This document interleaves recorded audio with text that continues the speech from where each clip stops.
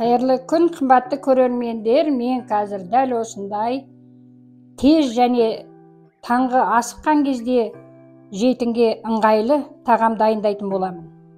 Сіздер де осылай таңғы асқа, жұмысқа асыққан балаларыңызға, немерелеріңізге осындай тағам дайындап берсеңіздер, өте дәмді және арзанға түседі.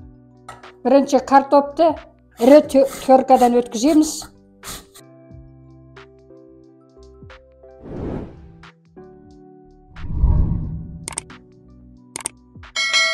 Енді міне ірі теркадан өткіздірдік картопты. Енді оны тұздаймыз.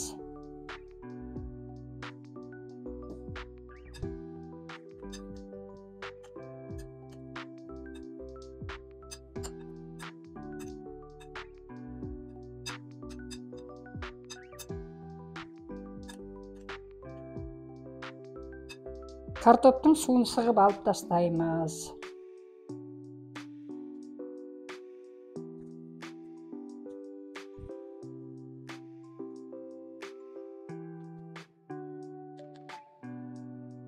Тапаны қыздырып, міне жеткілікті болады-ау деп жеткілікті қып май құямыз. Оған теркадан өткізілген картопымызды саламыз.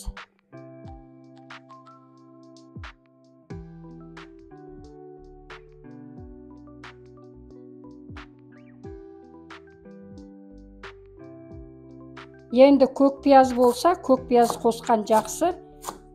Мен енді укроп қосайын деп тұрмын.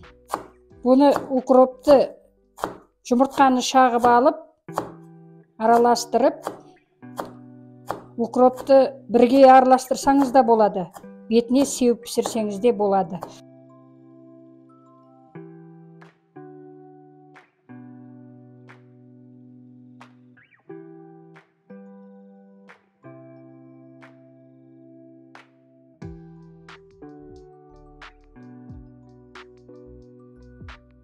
Енді жұмыртқамызды құямыз.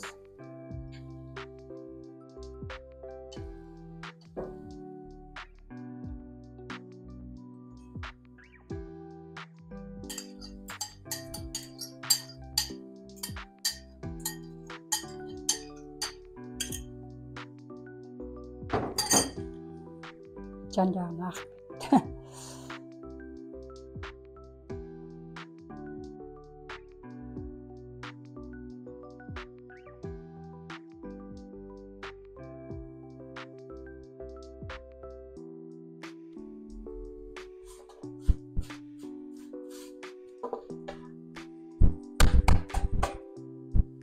Қақпағын жаба тұрамыз. Бая отта қақпағы жабылып 10 минуттай тұрады. 10 минут өтті, міне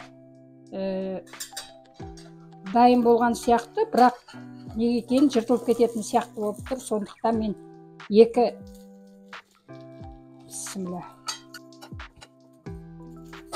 бұл екінші жағын аударғанда бұны бетін жаппаймыз. Шамамен 5-6 минут тұру керек. Міне біздің жылдам пісетін ертеңгі таңғы асқа өте ыңғайлы дайын болды деймін. Міне ертеңгі таңғы асқа әрі шапшаң, әрі дәмді 15 минутта дайын болатын тағамымыз дайын болды міне. Егер де видео ұнаса сіздерге, маған тіркеліп, комментарий жазып, лайк баса кетіңіздер. Маған каналымның өсуіне көмектесіңіздер. Келесі видеода кездескенше аман сау болыңыздар.